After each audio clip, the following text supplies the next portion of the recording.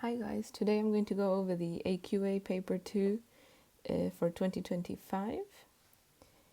So starting with question 1, it says this question is about different ways to make 1,2-dichlorobutane. Give the name of the mechanism for reaction 1 and state one essential condition needed for reaction 1. So first of all, reaction 1, we're going from this carbon being substituted. So this carbon, remember, would have 3 hydrogens. And one of the hydrogens is being substituted here with a chlorine. So this is alkane to halogenoalkane. So your mechanism would be free radical substitution. And then be careful because it's asking for condition here. So normally some people would think to put chlorine here, but that's a reagent, not a condition. So the condition needed for this reaction would be UV light. Next, give equations to show 3 essential steps in the mechanism for reaction 1. So first of all, we would need initiation.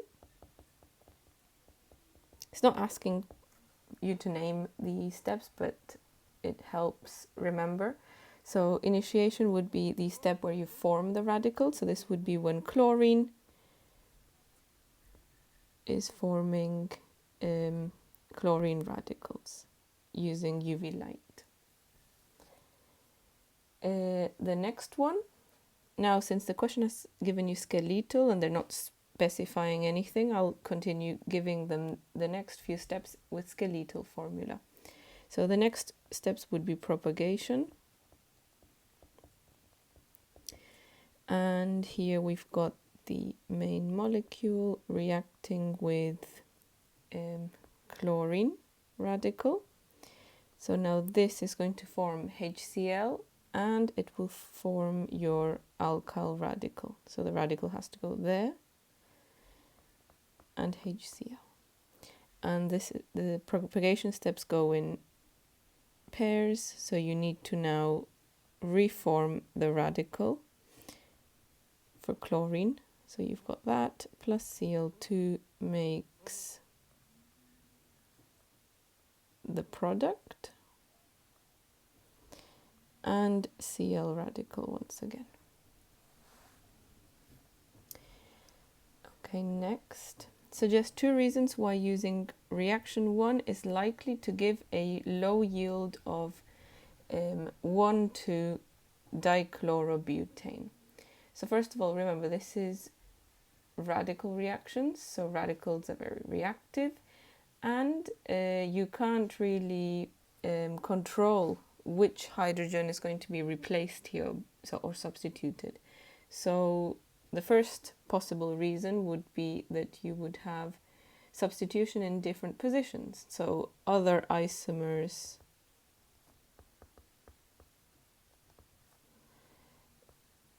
can be formed as substitution may occur in different positions.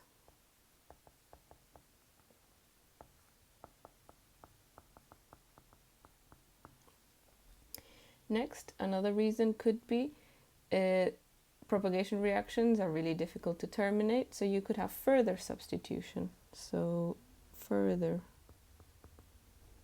substitution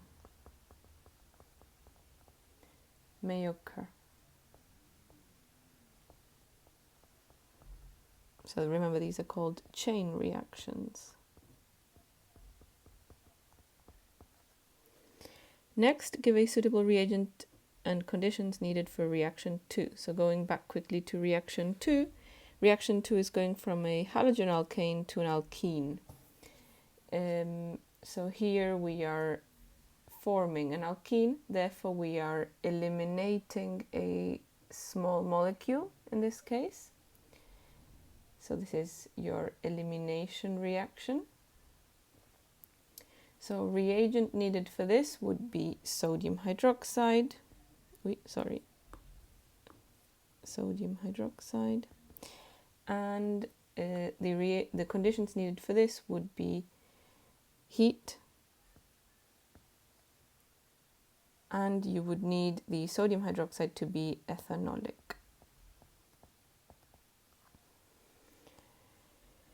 Because if you use aqueous, then the hydroxide would act as your nucleophile, and then that would lead to a substitution reaction, not an elimination reaction.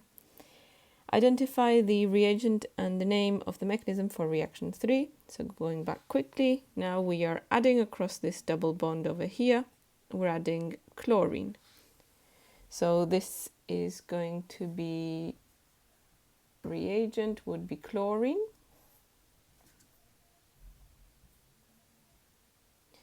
And the mechanism would be your alkene mechanism, electrophilic addition.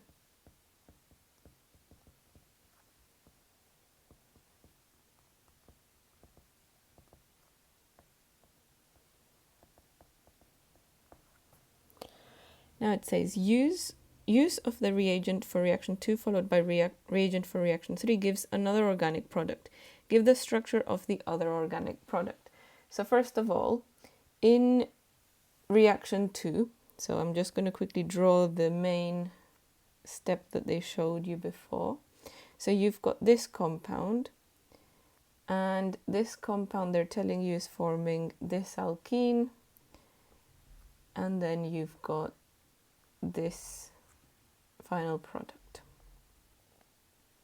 So first of all, you need to realize whenever you've got an elimination reaction, you can remove different hydrogens in this case. So you could have removed this hydrogen or this hydrogen, and this one would have given the mechanism this, and removing this other hydrogen would have given this product. So basically the alkene can go either here or here. So they've done this one, the one I've done in black for the hydrogen, black arrows. So we could have the other possible product. So the other possible alkene that you could have formed would be this one. Therefore, when you add chlorine, the chlorines would add across that double bond. So the structure of the other organic product in this case would be this.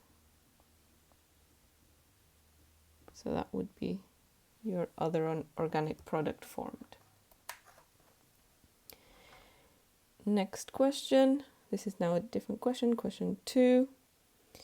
So this one is a question about isomerism. Compound L has this structure, and use IUPAC rules to name L and explain why L exists as stereoisomers. So first of all, remember when naming organic compounds, you need to look at the longest carbon chain, and then remember to use lowest numbers for when you're numbering branches. And since it's talking about stereoisomerism, remember there's two types of stereoisomerism. You've got geometrical,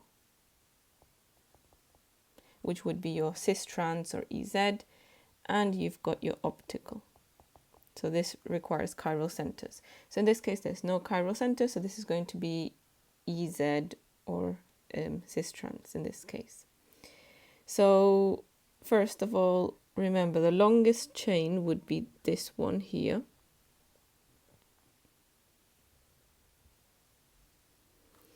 And then numbering the carbons, you can have 1, 2, 3. So on carbon number 3, you've got a methyl group. And then using your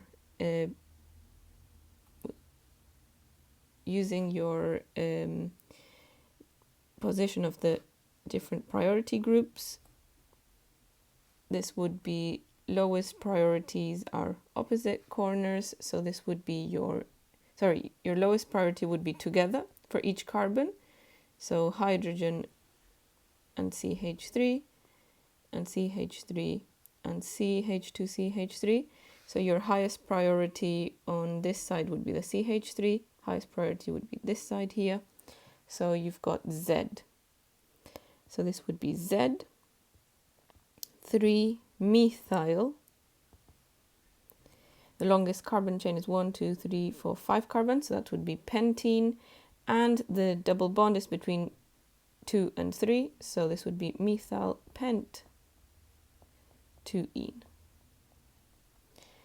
And explanation for why this exhibits stereoisomerism, this would be you have a C to C double bond, which you cannot rotate about, so cannot rotate about the C to C double bond.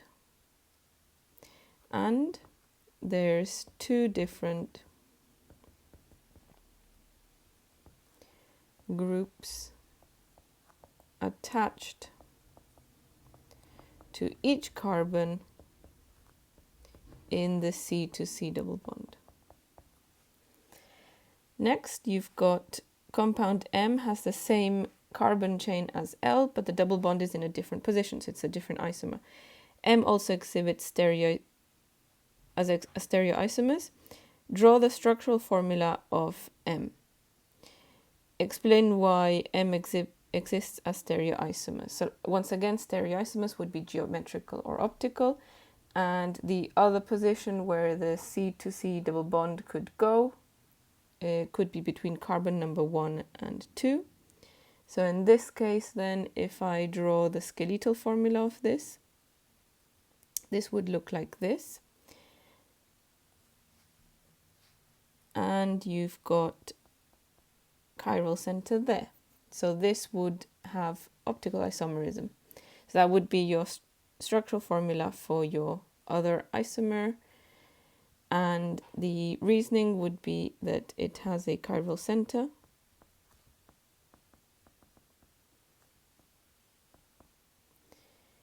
Or an asymmetric carbon.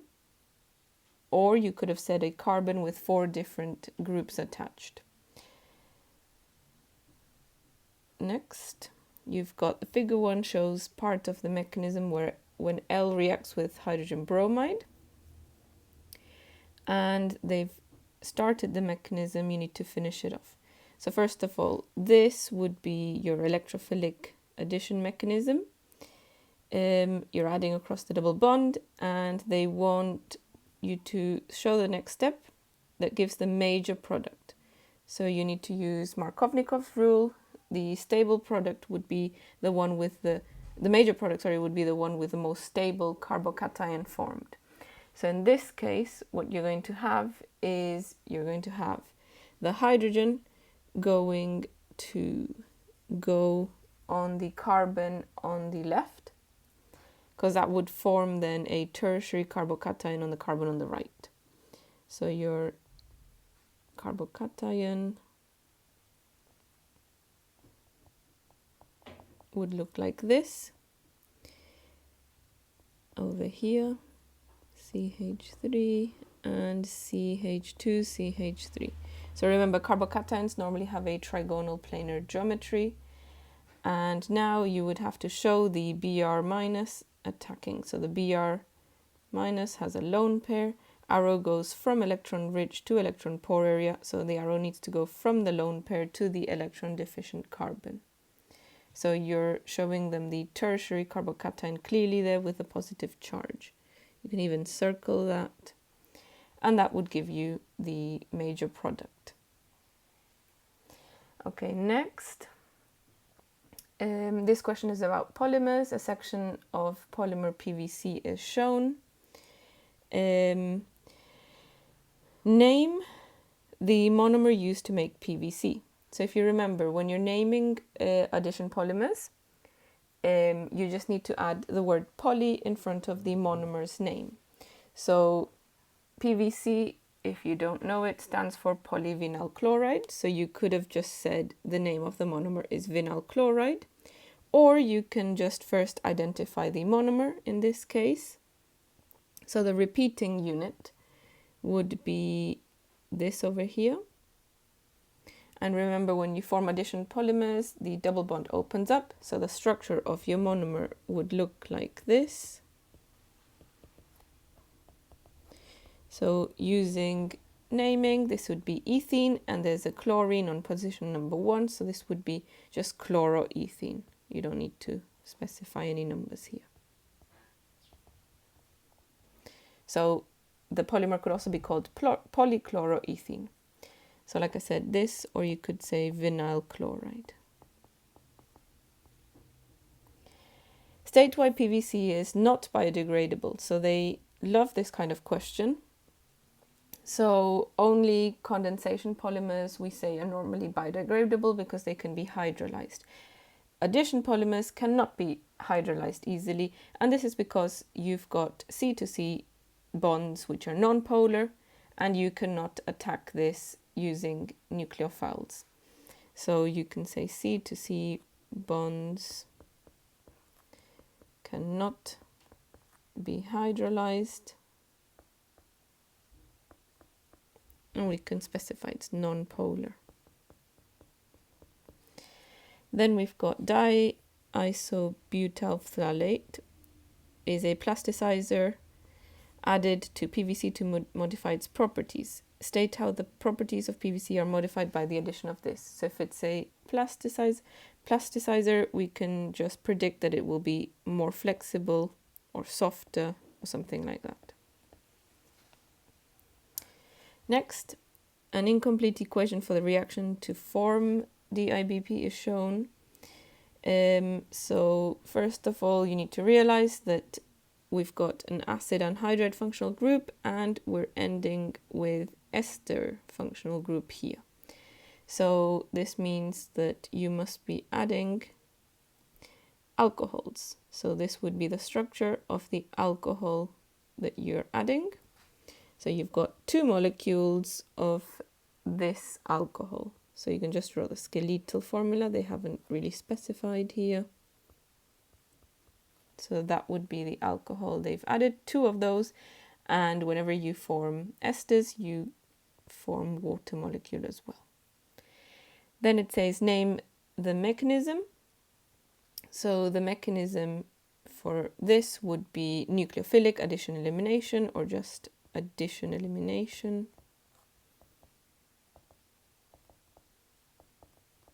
And then it wants the empirical formula of DIBP. So here we just have to count the number of carbon, hydrogens and oxygens in this compound. So we've got C16, H22O4, and remember it's empirical formula. This would be the simplest whole number ratio. So this can be divided by 2. So we'd have C8H11O2. And you cannot divide this anymore because 11, you can't divide that.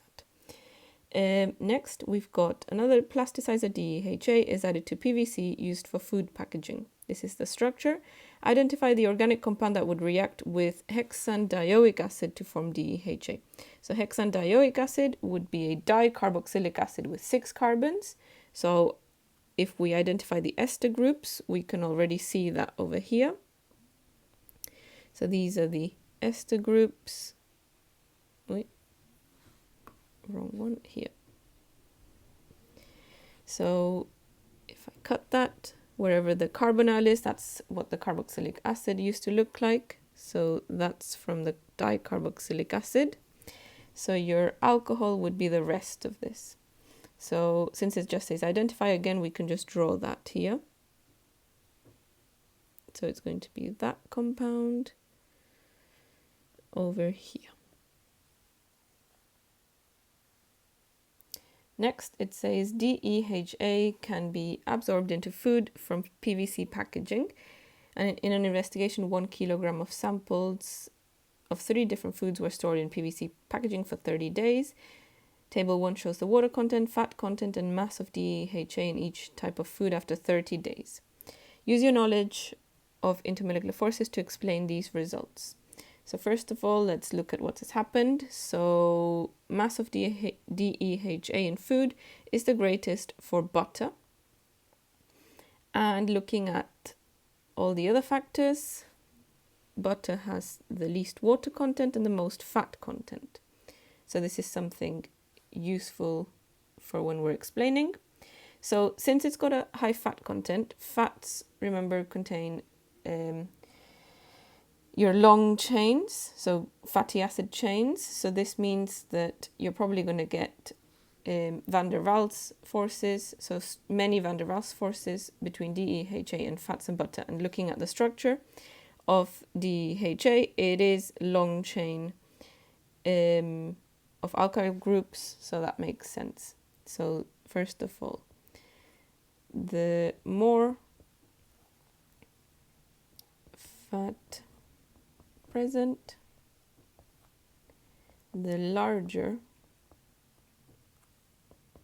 the mass of DEHA absorbed from the plastic to the food.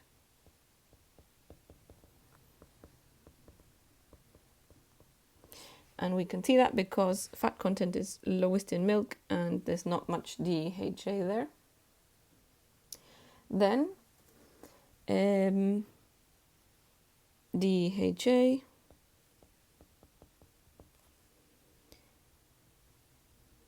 contains long alkyl chains, which are nonpolar.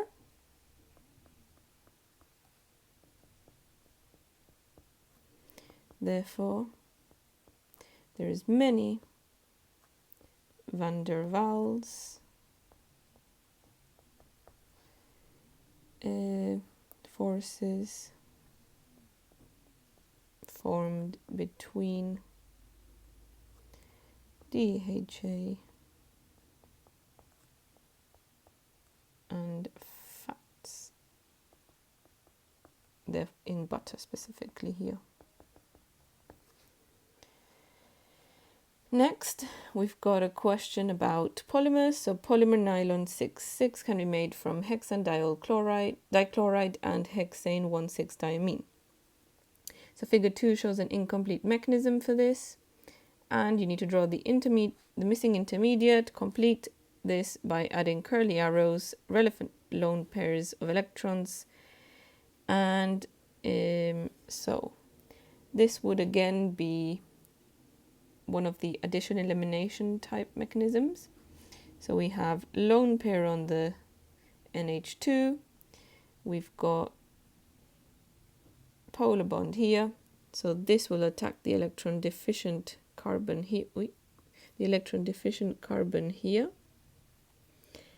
and this will break, so arrow goes from the middle of the bond to the oxygen.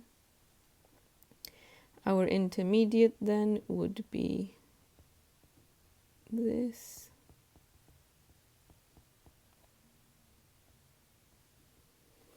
So remember to show the lone pairs, the charges. So nitrogen now has 4 bonds.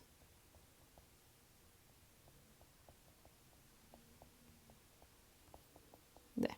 So now we need to show the formation of the amide or the peptide bond. So we've got this lone pair kicks back in, chlorine leaves, and nitrogen cannot bond 4 times, so the pair of electrons here is gone onto the nitrogen to reform the lone pair on the nitrogen. Next, this question looks scary, but it is actually really simple. So the polymer nylon 6 can be made by heating caprolactam with water. Figure 3 shows the species involved in the first 3 steps of the mechanism for this reaction.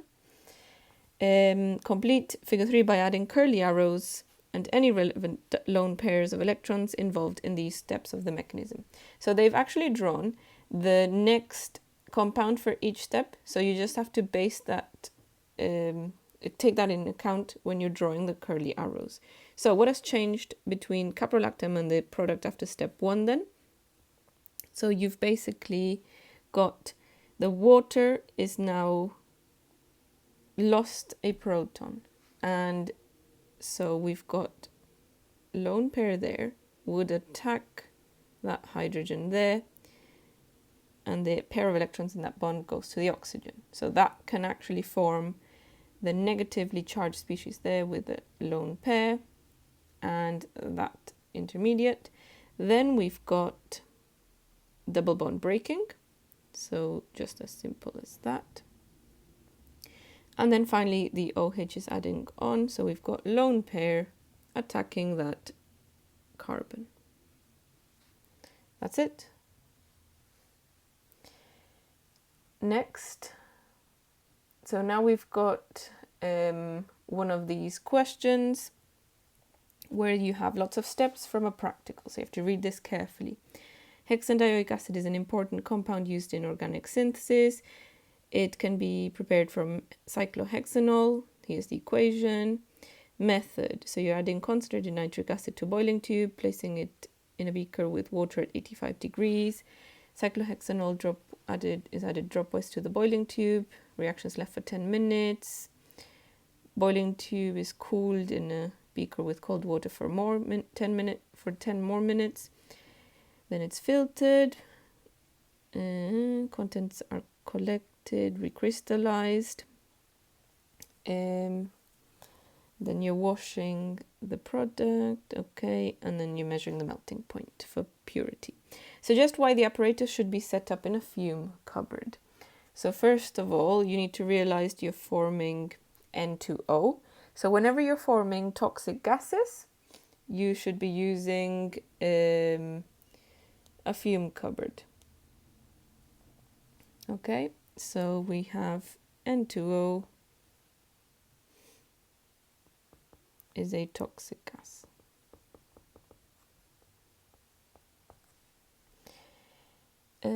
Next, deduce the role of concentrated nitric acid in this reaction. So we can actually work out what is happening to the nitrogen. So nitrogen in this case would be +5 oxidation state, and nitrogen in this compound becomes +1. So nitrogen is getting reduced. So anything that is itself reduced would be acting as an oxidizing agent. Next, outline how steps 7 and 8 should be done to obtain purified crystalline product. So step 7 and 8 is specifying recrystallization of the impure product using methanol and forming the pure crystal product. So you should have done this in a practical of some sort whenever you're studying this subject. So normally to recrystallize, you have to dissolve the impure product in minimum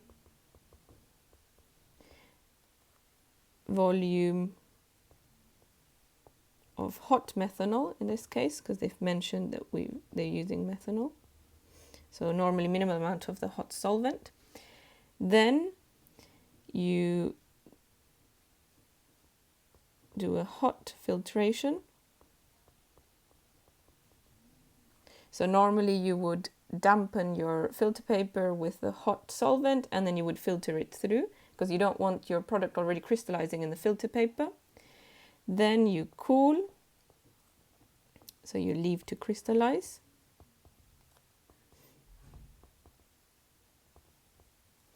And then you filter again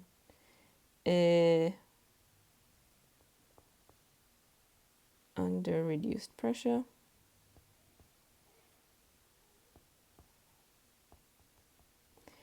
And finally, dry between filter papers. Or in some cases, you can keep it to dry on a desiccate or something. Again, you must have seen this when you made aspirin at your school or something similar, organic synthesis. Next, in step 8, the distilled water must be ice cold. Suggest why using water at room temperature lowers the recorded yield of the product. So you need ice cold water because this prevents or reduces the amount of product that actually dissolves. So water at room temperature would actually dissolve your product. So using water at room temperature dissolves the product.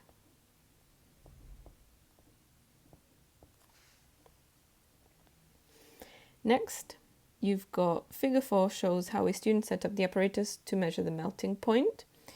And you have identified 2 mistakes that the student made in the setting up of this apparatus. State the problem, and each mistake you need to specify now. So again, for melting point, some schools may have the actual melting point instrument, which is just a simple machine where you insert the capillary tube with your product and you just look through like an eyepiece and you can figure out the melting point using that way. Some schools can have something called Thiel tube, so this is similar to that setup. So the first mistake is that they've used water because they've told you that the melting point is 152 degrees Celsius of this compound. So water reaches a maximum of 100. And after you're heating it to temperatures over 100, the water will just boil away and you won't have anything there. So mistake 1 would be water is used. So water used to warm the sample. Problem caused would be temperature will not reach high enough to melt the sample. And the other problem is that the sample tube is too high up, so it should be closer to the bulb of the thermometer, so down here somewhere. So the other mistake would be sample is much higher than the bottom or the bulb of the thermometer. And the problem caused by this would be that the temperature would be different because you're heating at the bottom. So the temperature up there will be way colder. So it's not really the correct temperature that you would be measuring. So problem caused, temperature of sample is different to reading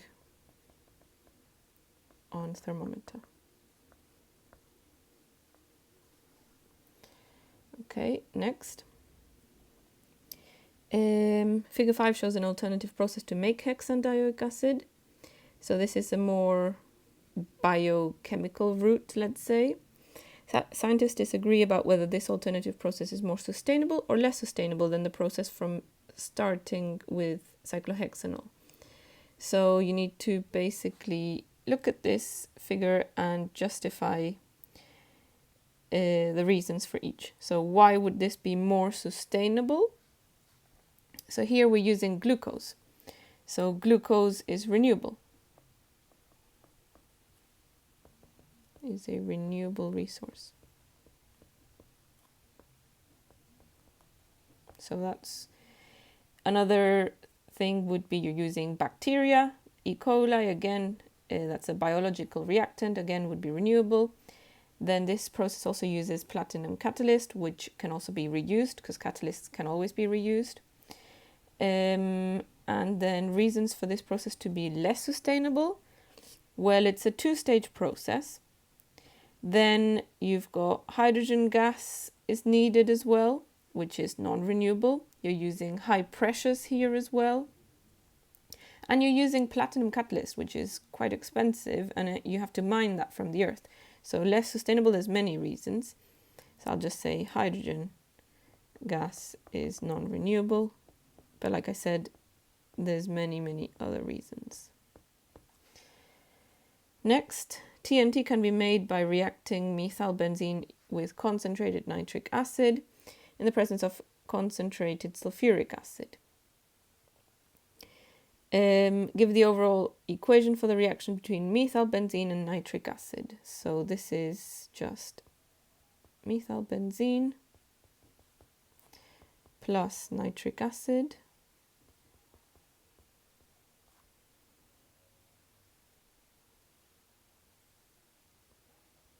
will form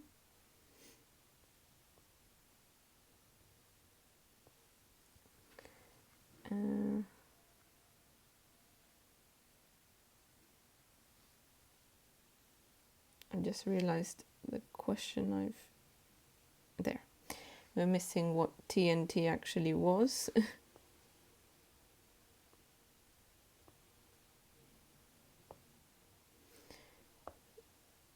Let me just redraw that again then. So again, methylbenzene, you've got nitric acid, and they've told you that TNT is 2-methyl-1,3,5-trinitrobenzene, so it's tri-substituted. So this is what that would look like. You've got NO2 in all of these positions.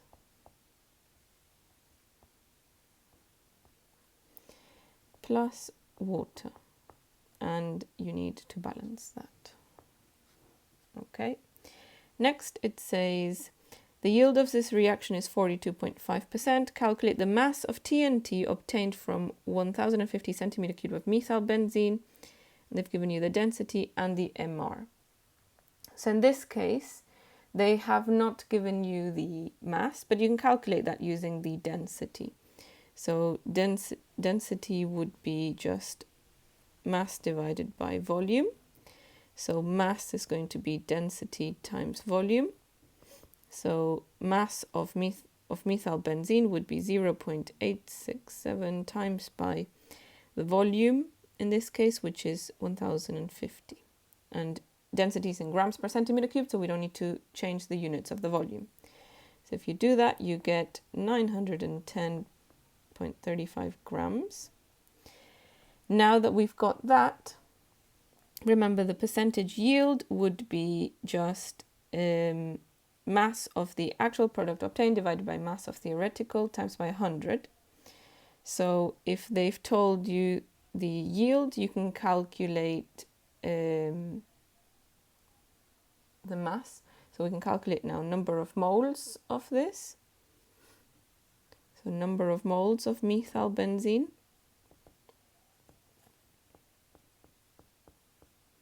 would just be mass divided by MR. They've given you the MR, so mass will be 910.35 over the MR, which they give you, 92.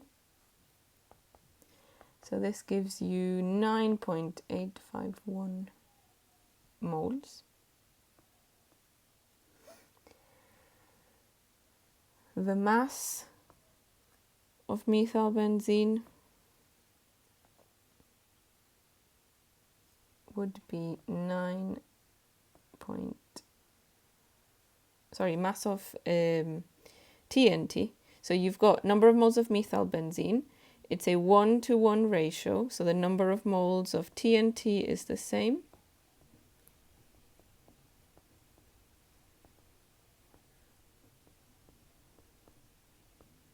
Because it's a 1-to-1 ratio. So now the mass of TNT would be 9.851 times by the MR, 227, so 2246.19. And basically they've told you yield is only 42.5, so you need to do 2246.19 times by 42.5%. So the mass of TNT you would get would be 955 grams, if I follow three significant figures like in the question. Next, in the mechanism for this reaction, concentrated nitric acid reacts with concentrated sulfuric acid to form the nitronium ion. Give an equation for the production of this and the role of it and the mechanism. So the equation, I would say it would be handy if you memorize this equation, because this could be something just quick that you can just write down. NO2, remember the N is the one, NO2, sorry, yeah. The N is the one that has the positive charge. plus 2HSO4 minus plus H3O plus. Role of the nitronium ion. So this is the benzene mechanism you have in A2. This is electrophilic aromatic substitution. So your nitronium ion is your electrophile. And it only wants the mechanism to form one of the substituted NO2's product. So you just draw methyl benzene then. The NO2 with a positive there. Arrow goes from electron rich to electron poor area. And you've got your intermediate. So remember now that you need to show the electrons are still present there, positive charge. Many of you know this as the horseshoe mechanism as well. And then the electron pair from here gets donated back in to reform the benzene ring, and you've got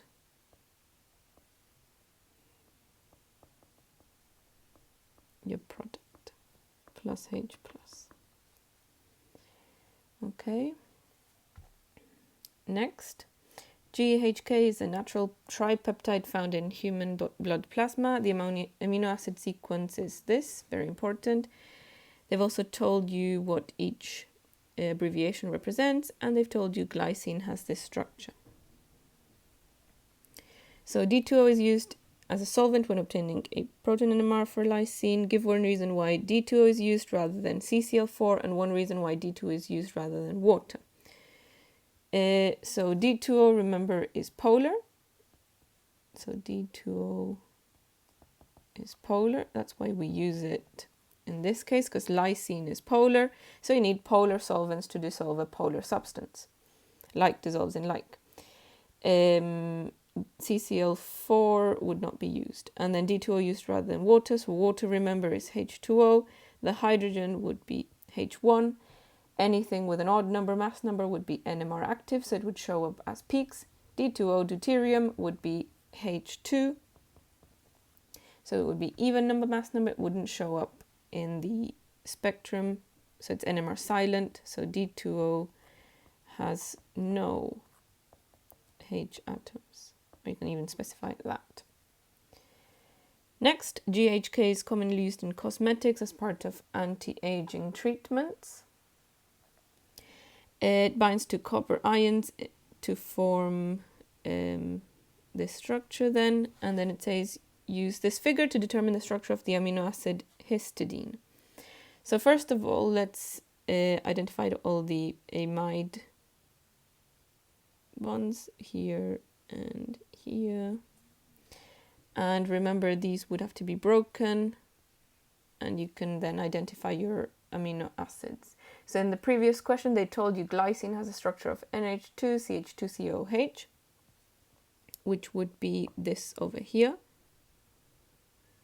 So this is glycine, and they told you GHK is lysine with histidine and glycine.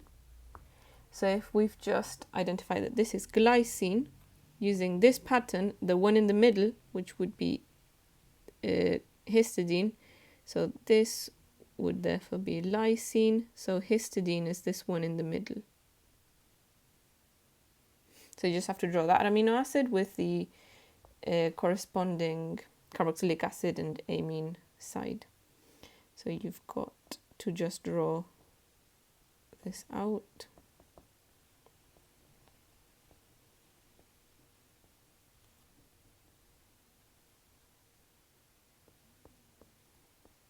So you've got that, and you've got the, maybe draw that again, the NH2 there. Next, this question's quite straightforward. All you need to do is name the different types of structures. So this is alpha helix. Those of you who do biology, this should be straightforward. And this one's a beta pleated sheet. Next, we've got a question about spectroscopy.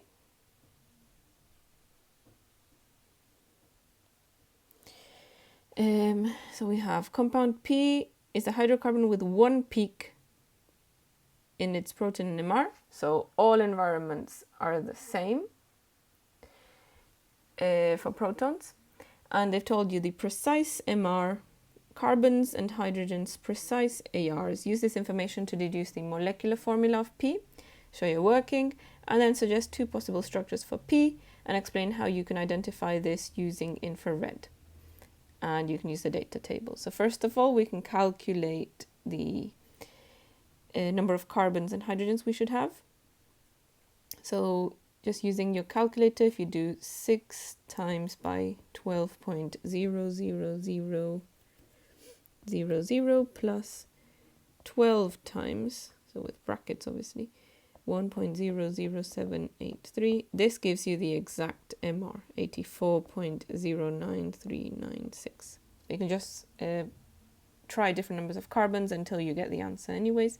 So this gives you C6H12. So one thing to notice here is the molecular formula is in the form of CnH2n.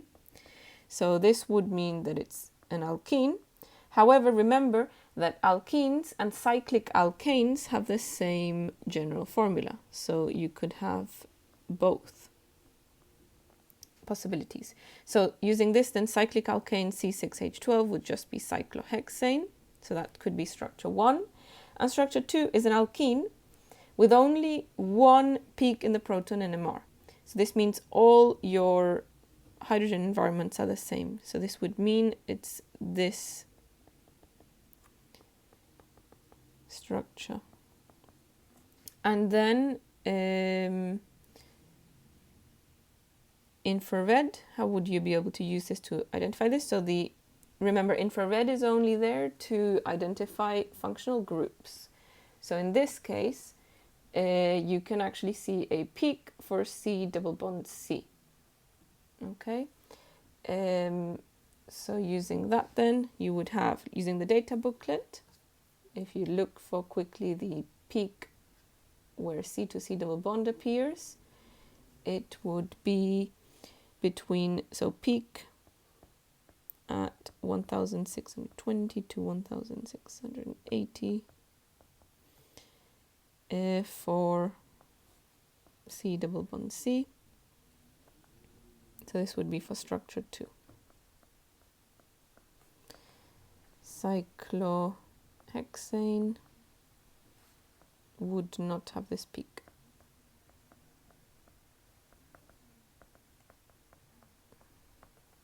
Okay. Next, we've got compound Q, C5H8O2. Has this carbon and proton NMR. So we've got then, in the carbon NMR, we've got 5 environments. So this is probably one of those big questions where you have to identify and give the structure of the compound. So let's quickly analyze the spectra then. And using the proton environments, you've got 3 environments. Then you've got a singlet, triplet, quartet. Remember, a triplet and a quartet normally scream at you that you've got a CH2 and a CH3 together somewhere. And a singlet, and using the ratios, this is probably going to be a CH3 on its own with no proton surrounding it, especially using the H8 in the formula. So H8, here I'm already using 5, so this must be CH3. Next, these would be your alkyl groups, so just CH2s and CH3 carbons. And then you've got 2 carbons over here at the end, which appear at the carbonyl area for aldehyde or ketone. Now, because we don't have hydrogens environments for aldehyde, it has to be ketones. So using all this then, I think already I know what the structure looks like, because you've got 5 carbons and only 3 of them have hydrogens on them. So you've probably got 2 ketones the CH2CH3 and a CH3 on its own. And remember, the more downfield, the more to the left your alkyl peaks are, the closer they are to electronegative groups or something close to electronegative groups. So let's write all this down now. So in your answer, you should refer to peaks in the carbon NMR, chemical shifts in the proton, splitting patterns, etc. So already let's summarize what we can conclude from carbon NMR. We've got 5 peaks, therefore 5 different carbon environments. Then there's 2 peaks, roughly 190 to 220 ppm. So this is aldehyde or ketone. You've got 3 peaks between 5 and 50 ppm. So these are just your CC, and then probably one of the ones near the carbonyl. Then you've got in the proton NMR, you've got 3 peaks, 3 different, let's specify that, environments. And then we can also say you have at 0.7 to 1.4 ppm, probably got your RCH3 peak.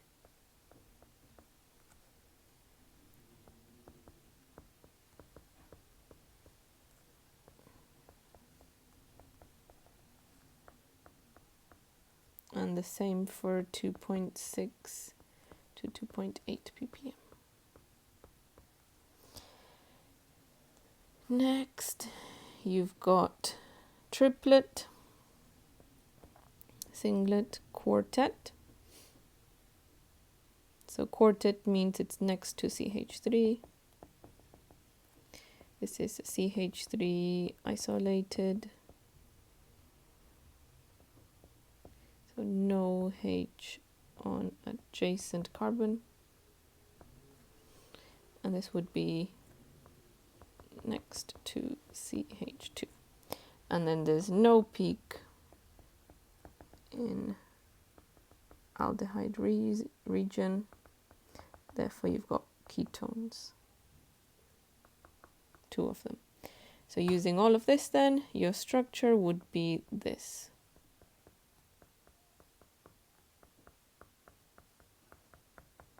So that's your CH2, CH3 together, your 2 ketones, and then your CH3 that's isolated there.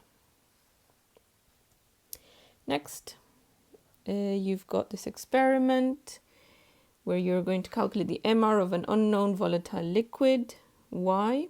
So you've got a hypodermic syringe with a volatile liquid, and you've got a gas syringe in a heated oven. So record the volume of air in the gas syringe, collect a sample of Y in a hypodermic syringe, record the mass of hypodermic syringe in Y, push the needle of the hypodermic syringe through the rubber cap on the gas syringe, inject a small amount of Y into the gas syringe, remove the syringe from the gas syringe, record the mass and remaining Y, record the volume of gas in the gas syringe, and record the temperature in the oven and atmospheric pressure. Okay. Then you've got a table of results. You've got the initial volumes, you've got the mass, before and after injection, final volume of gas, temperature and pressure. So looking at all that data, that really looks like I'm going to have to use PV equals nRT in a second. So use the results to determine the experimental value for the MR of Y. They've told you the gas constant, show you're working. So we have to calculate the MR. So you can either use PV equals nRT, and then you can, once you have the number of moles, use this formula to calculate MR, or you can just combine these 2 formulae and you can just remember MR equals MRT over PV. I like using that one because I can just get the answer out straight away. So using this then, MR equals MRT over PV. Oops. So the mass from the table on the other side, you can calculate the mass then. So the mass would be 3.873 take away 3.471. So that gives you, I think, 0.402 as your mass, times by R, which is just a constant, times by temperature. Now the temperature they gave you in degrees, so you need to convert that to Kelvin. So 155 degrees Celsius plus 273 for Kelvin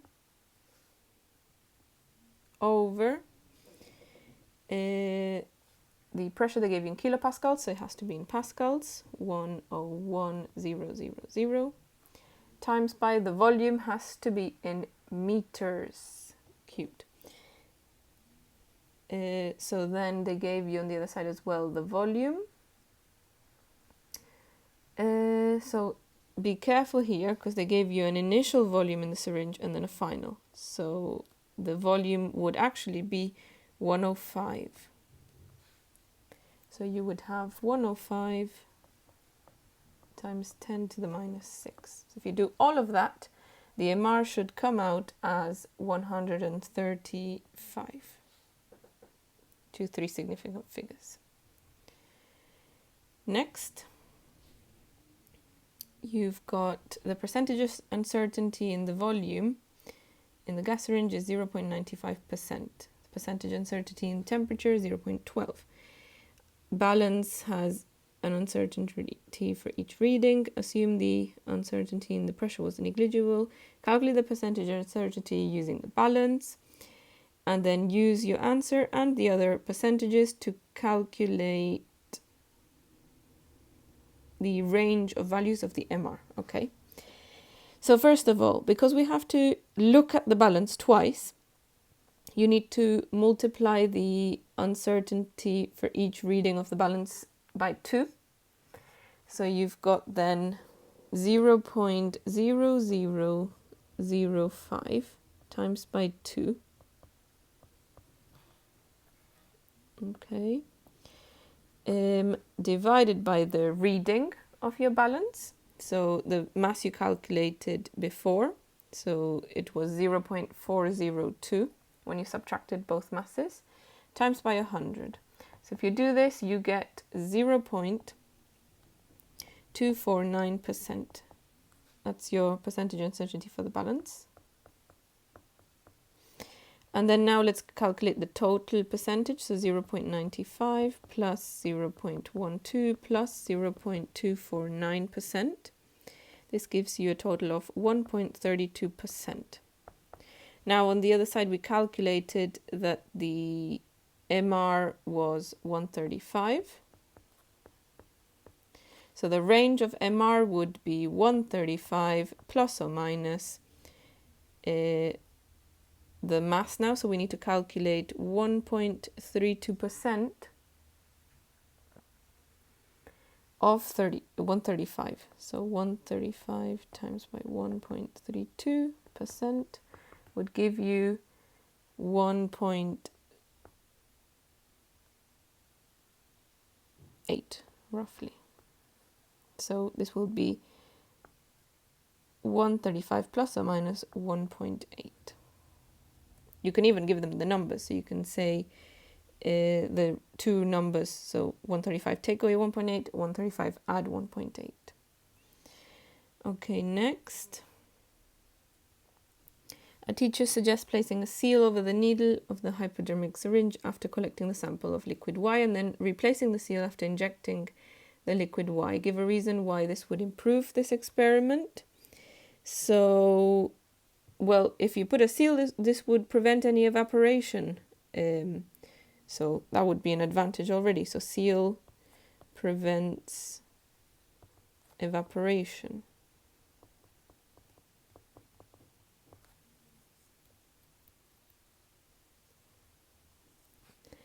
Okay, next. Well, another thing would also be the seal would also cover the sharp needle, so the experiment would be safer.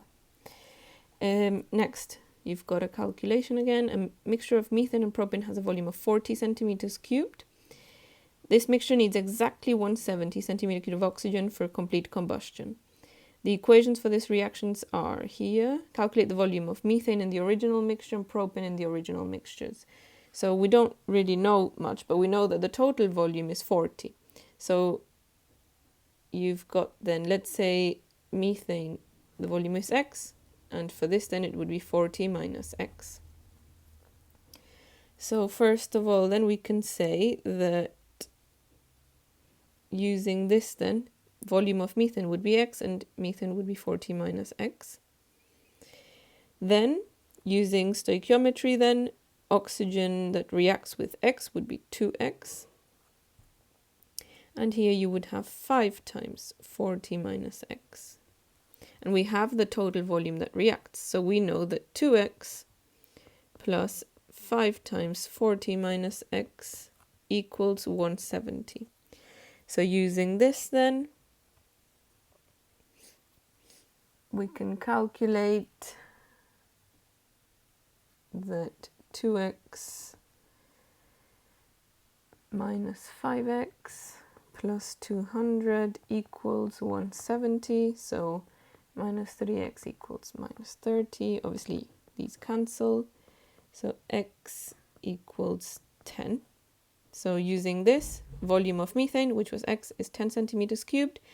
And 40 minus x would be 40 minus 10, so 30 for propane.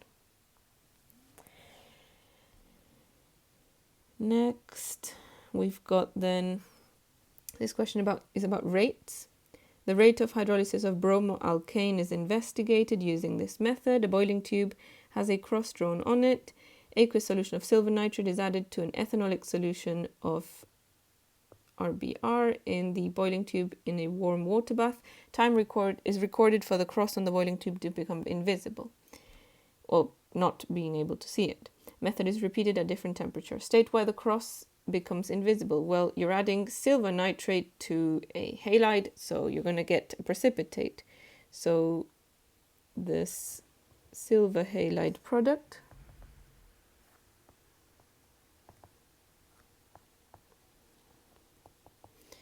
is a precipitate. Next, the volume and concentration of each substance used at each temperature is kept constant. Identify one other variable that should be kept constant to ensure this investigation is fair. Well, I would say you should have the same person viewing the disappearance of the cross, or looking at this from the same distance or the same angle or something like that, or light level being the same. So same person observing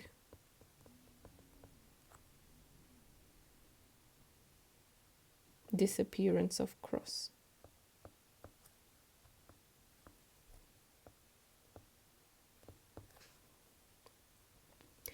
Next, we've got this table. You've got the Arrhenius equation. The reaction between the bromoalkane and aqueous solution of KOH is investigated. The rate constant is determined at a series of temperatures. Okay. You have to complete the table first of all. So straightforward, you've got temperature in degrees. 1 over T you need to calculate in Kelvin. So this would be 1 over 52.2 plus 273, because it needs to be in Kelvin. So this would be 3.08 times 10 to the minus 3, to the same significant figures they've said there. Now we have to plot this. Okay, so again, my grid is not the greatest looking, so I'm just going to do a fairly rough plot. So we've got then 1 over T versus ln K. So if I say I'll plot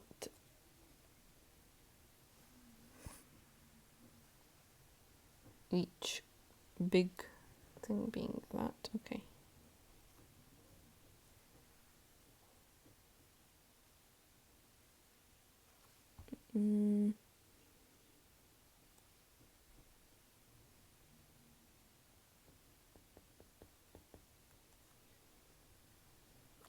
can just do a even more rough plot.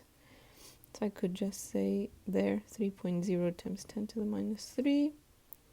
That's 3.1. And that's 3.2 times 10 to the minus 3. So using this then, we've got 2.9 is 71. 2.9, 2.38.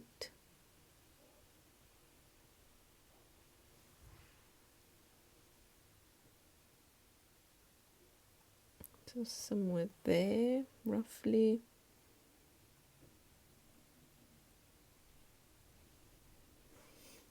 And then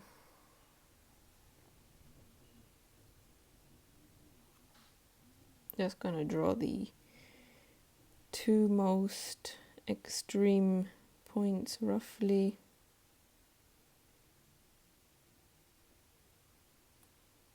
One more or less here.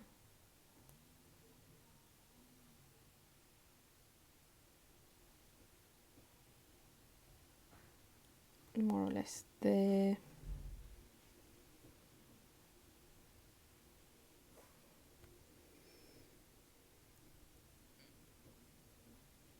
And roughly there, more or less. I'm going to try and draw the most decent looking straight line there. Okay, so roughly that, but you would have proper paper, proper grid to draw this on. That's all it wanted right now. And then it says, use your graph to determine a value in kilojoules per mole for the activation energy. They've given you that. So I think I'm missing a page there. I should have one of those lined pages. I'll just do the calculation at the side. So they've given you this reaction on this equation on this side. So this equation is always written in the form of y equals mx plus c. So y is ln k, ln a is your y-intercept, so your c, and x is 1 over t. So minus EA over RT equals your mx. But we know that 1 over t, so roughly this would be x. So m, the gradient, would be minus EA over R. So if we calculate the gradient, let's take some sensible values there. So roughly from there to where it hits here. So let's take this big triangle here. That would be your gradient points where you can use that to calculate. So minus EA over R equals gradient. So you would have to do your difference in Y over difference in X to get a gradient.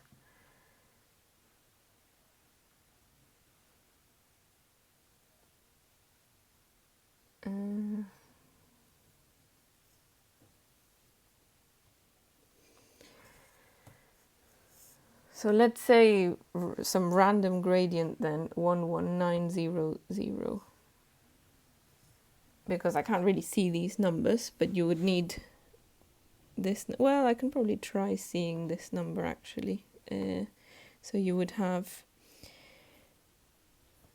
0 and 1.6.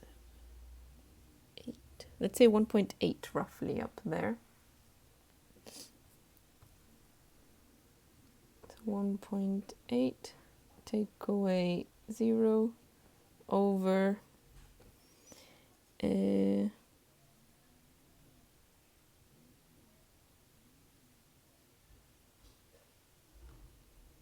this would be 2.9 times 10 to the minus 3, take away 3.125, let's say, times 10 to minus 3 there. Okay, so this gradient then would be, well, it has to be negative as well, first of all. So 1.8, take away 0 over 2.9 times 10 to the minus 3, take away 3 point.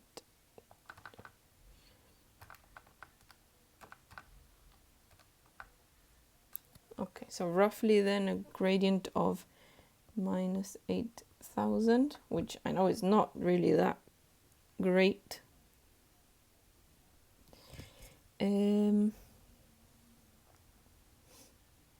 Okay, so then minus EA over 8.31 equals minus 8,000.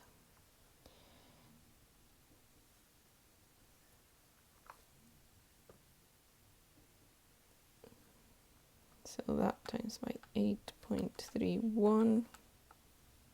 We can remove the minuses here.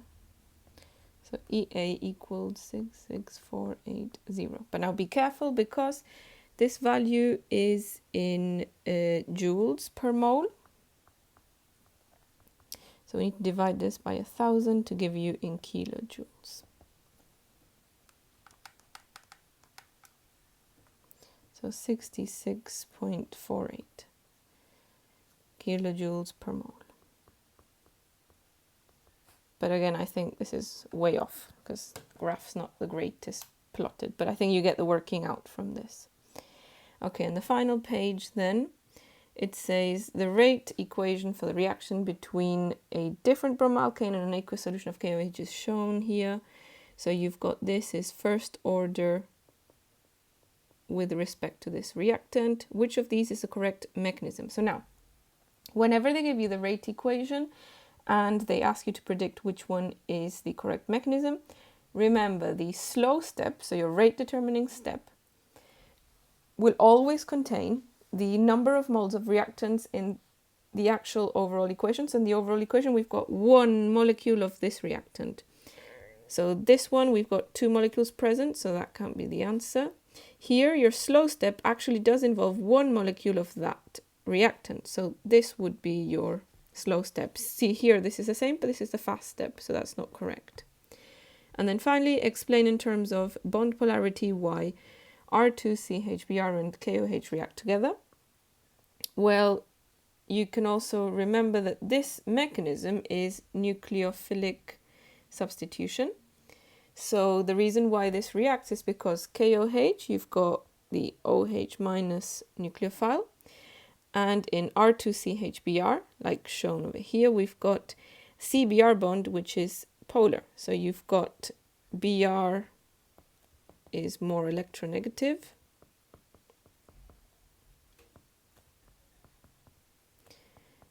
than C. Therefore, Br is delta negative and C is delta positive.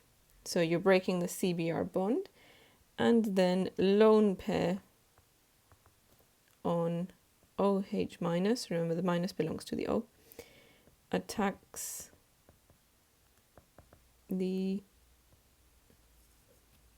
C plus, so the carbocation, after CBr bond breaks. You can also say, because you don't really know what your other two R's are, so you could also say that the C delta positive is susceptible to attack by the lone pair of the OH minus. Thank you very much for listening. I hope this video was helpful.